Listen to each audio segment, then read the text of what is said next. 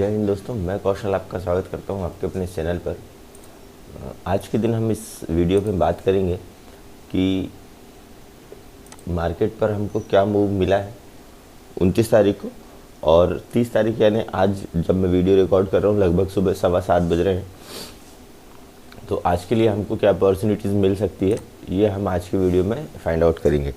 और यदि हम देखें तो ब्रॉड मार्केट में और इंडाइसेस वाइज देखें उसके अकॉर्डिंगली एफआईआई और डीआईआई की एक्टिविटी भी हम देखेंगे।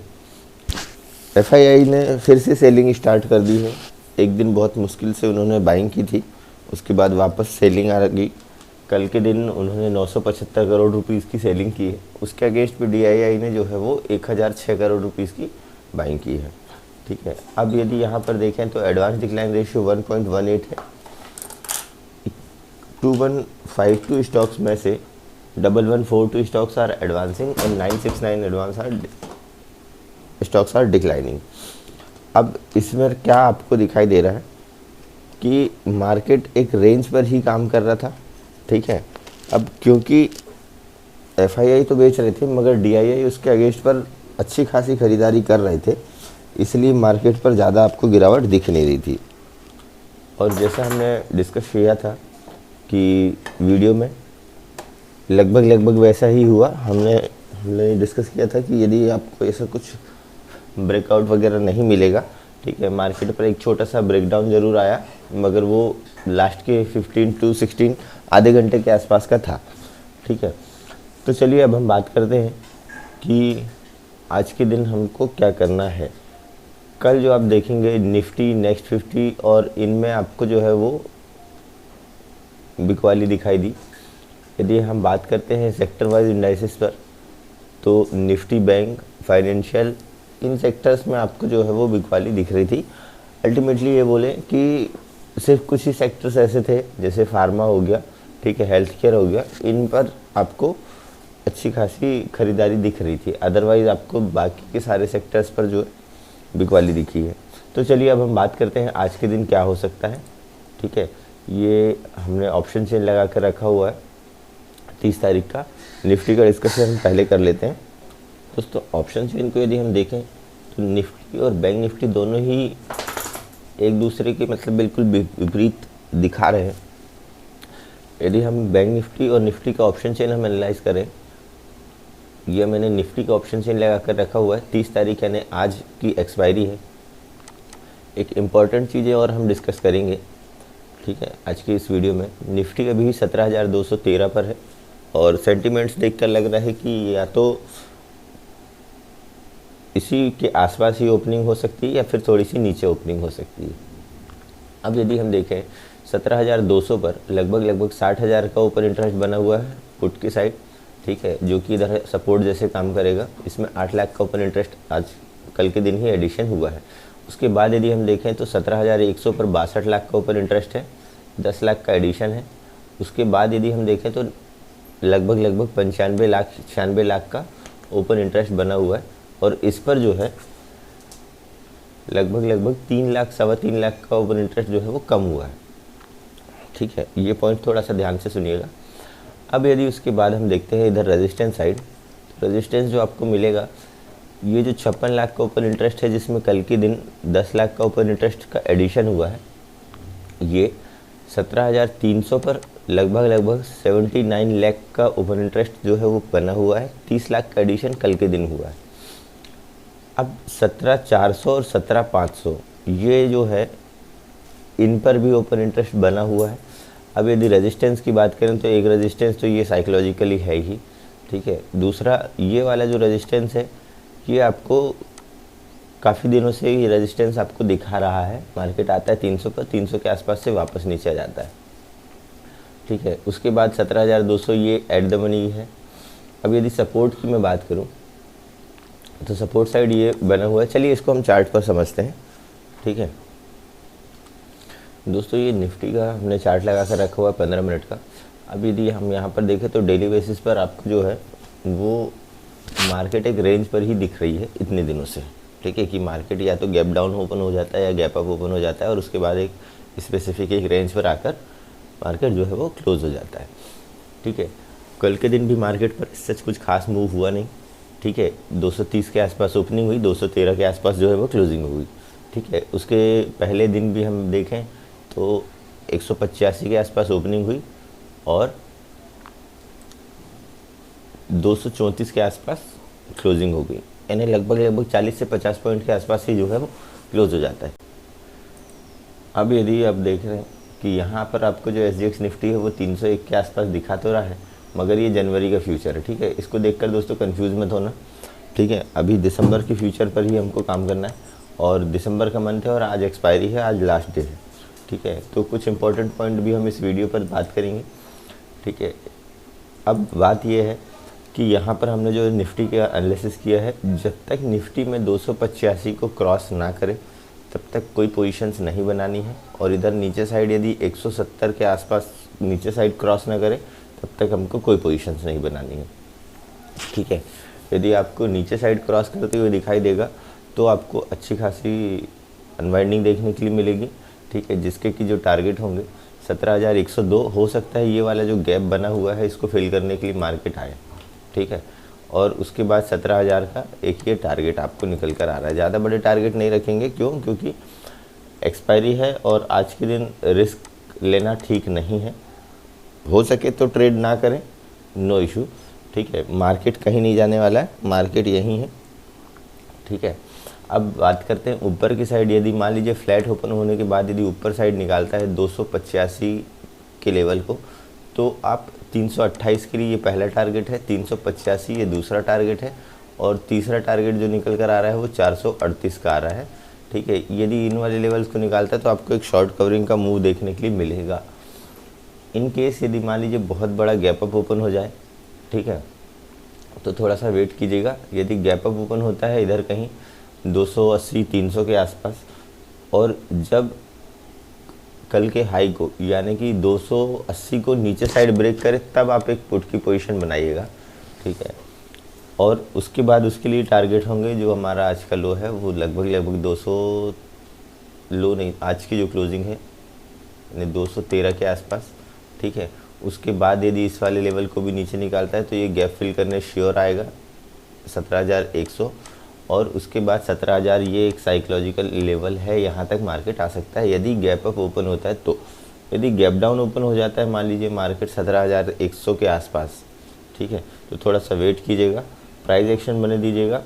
यदि 17,100 के भी नीचे ओपन होता है तो छोड़ दीजिए मार्केट को। ठीक है, तो फिर आप अवॉइड कीजिएगा। ठीक, अब यदि मान लीजिए नीचे ओपन होता है और नीचे ओपन होने के बाद जब ये 17,000 इस वाले रेंज पर जाने लगेगा तो हम एक कॉल की पोजीशन बनाएंगे। पुट को ज़्यादातर हम अवॉइड ही करेंगे।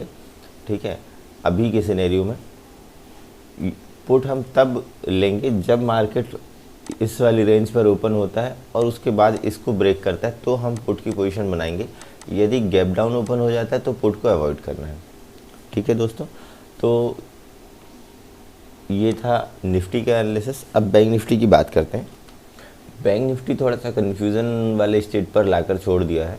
यदि बैंक निफ्टी की बात करते हैं तो 35,000 का जो स्ट्राइक प्राइस है, ठीक है, यहाँ पर एक अच्छी खासी रस्साकसी आपको दिखाई दे सकती है।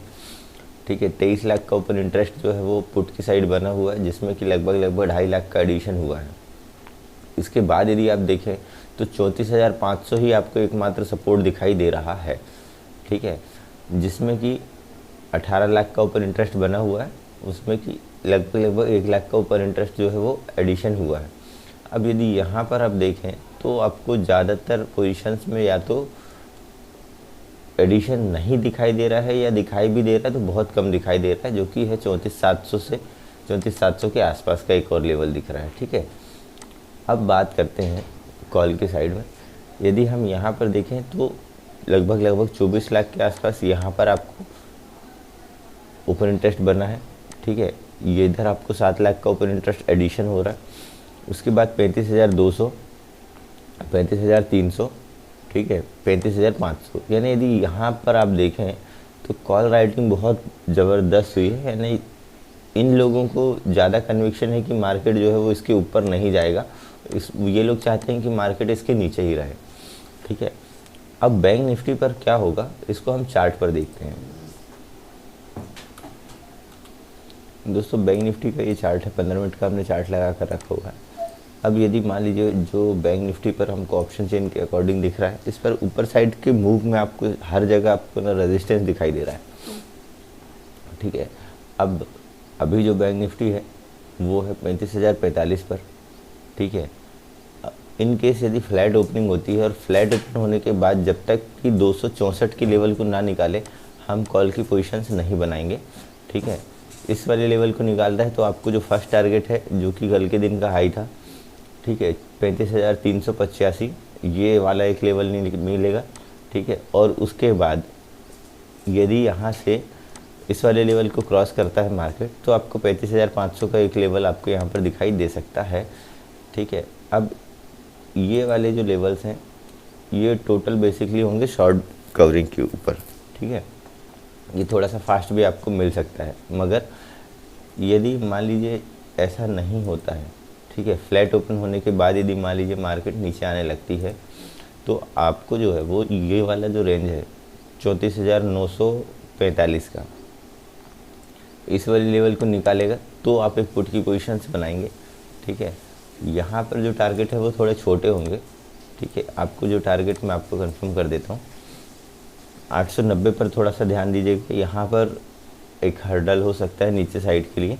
उसके बाद 801 ये टारगेट होगा, ठीक है। उसके बाद 688 ये आपका सेकंड टारगेट होगा। उसके बाद 548 ये आपका तीसरा टारगेट होगा, ठीक है।